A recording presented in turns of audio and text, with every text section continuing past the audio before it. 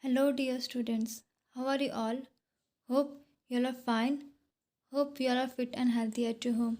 I'm Sandhya Patel, your class 6th science teacher from St. Mary High School. So, we have already started the new chapter, that is chapter number 14, water.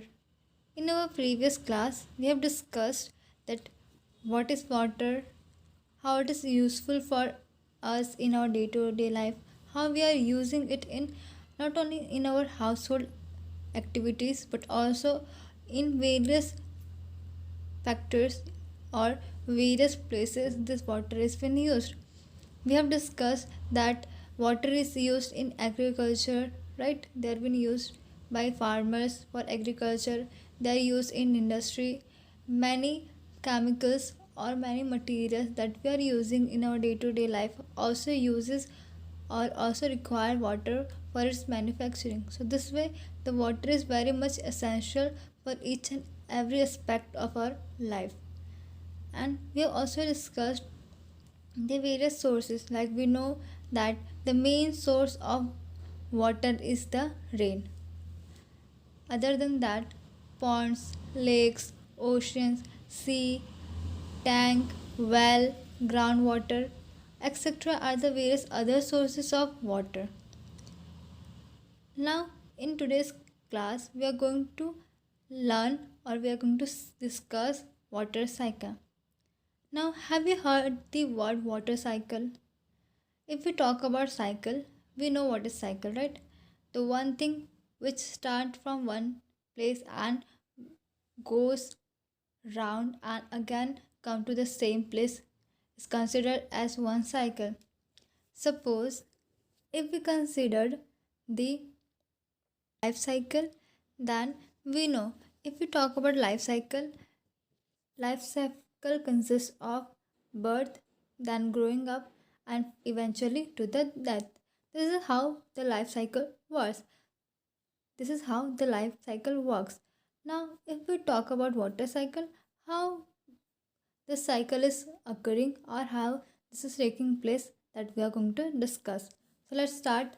I'll read line by line, and wherever I say to underline, you have to underline in your textbook. So read with me. How disappearing trick of water. We know the meaning of, you must be knowing the meaning of disappearing. Disappearing means to vanish, right? So let's see. How many times have you noticed that water spilled on a floor dries up after some time? The water seems to disappear. Similarly, water disappears from wet clothes as they dry up. Figure 14.4. Now, many of time you must have noticed that whenever a water is spilled on a ground or on a floor, it sometimes eventually dries after some time. What happens? It seems to be that water has been disappeared. Similarly, as shown in figure 14.4, the clothes are drying, right? Clothes are drying in sunlight. So, where the water goes, how it is vanishing. Water from wet roads, rooftops, and a few other places also disappears after the rains. Where does this water go?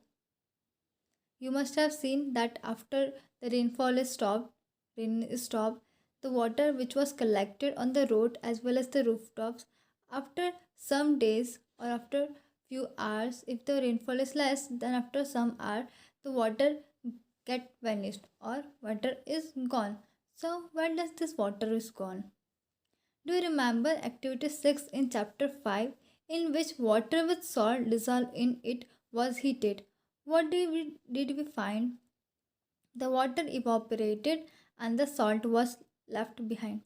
So we have already learned in chapter 5, right? We have also done an activity. We have seen an activity in which when we boil or heat a water, the water get evaporated, right? It has been converted, the water has been converted from liquid to the vapor, and this is what is evaporation, right?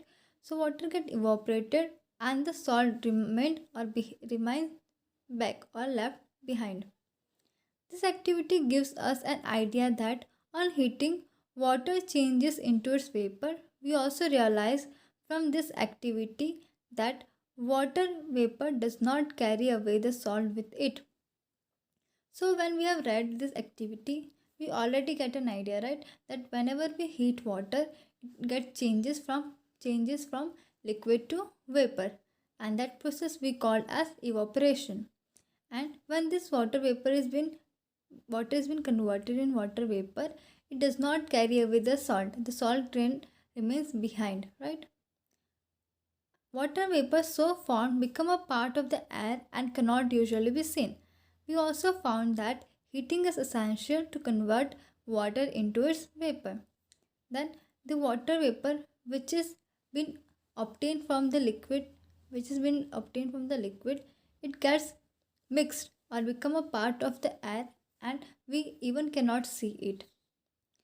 And also the heating is very much essential to convert the liquid into the water vapor. However, we have seen that water changes into its vapor also from the fields, roads, rooftops, and other land areas. We also discussed in chapter 5 that to obtain salt, water from the sea is left in shallow pit to let the water evaporate. From where does this water get the heat it needs to evaporate? So, we are observing fields, road, rooftop, and other lands. In that also, after rain, the water gets evaporated. And in chapter 5, we have seen that how we are obtaining the salt. After the water get evaporated, it is the salt is left behind. But the question is that if water is getting evaporated, there must be a requirement of heat. But how the water is getting heat? So let us find out with the activity. Activity 2. Take two similar plates, place one of the plates in sunlight and keep the other under shade. Now pour equal amount of water in each of the plates, figure 14.5. You can use a cap of a bottle to measure water. Make sure that water does not spill over. Observe the two plates after every 15 minutes. Does the water seem to disappear? From which plate does it disappear first? What is the source of heat for this evaporation? Now, this activity you can do at your home. What you have to do? You have to take two similar plates and place one of the plate outside, that is in the sunlight, and other one in the under the shade. Now, in both the plate you have to take equal amount of water, and you have to carefully observe that in which plate water is getting disappear after every 15 minutes. Then the question will be that yes, one plate the water is been disappearing, while in the other the water is as it is. So what is the source for the evaporation? So you will come to know that sunlight. Due to the sunlight, the water is getting heat and it is being evaporating. During the daytime, sunlight falls on the water in oceans, rivers, lakes, and ponds, the fields and other lands area. From all these places continuously changes into vapor. However, the salt dissolved in the water are left behind. So similarly, as we have observed in activity, similarly in oceans, river, lakes, and ponds, this water is getting heat from the sunlight, because during the daytime the sunlight is directly falling on the water, and due to which the water is get heated, and it is converting from liquid to vapor. As a result, it has been converted into water vapor. As a result, the water from all these places continuously changes into vapor, but the salt is remaining as it is in on the land. In activity 2, did you find that water also disappeared from the plate kept in the shade? When you will do this activity, you will come to know that the plate which is kept in shade, from that water is not disappearing, though it could have taken more time. Does the heat from the sunlight reach here? Yes, during the daytime all the us surrounding us gets heated. This warm air provides heat for evaporation of water in the shade. Thus evaporation takes place from all open surfaces of water. As a result, water vapors get continuously added to air. However, evaporation of water is a slow process. That is why we rarely notice its loss from a bucket full of wet water. The plate that is kept in a shade area, after many hours you can observe that little bit amount of water is disappearing. Why? Because the sunlight that is present in daytime is giving heat equally all around the surrounding, and hence you can see little bit amount of water disappearing. But this evaporation is in very less quantity. So if you keep bucket full of water in the sunlight, you will rarely able to observe or able to find the amount of water being evaporated. Hence it cannot be easily noticed. So but you must have understand that how the water is get evaporation. The first step for the first step of water cycle is the evaporation.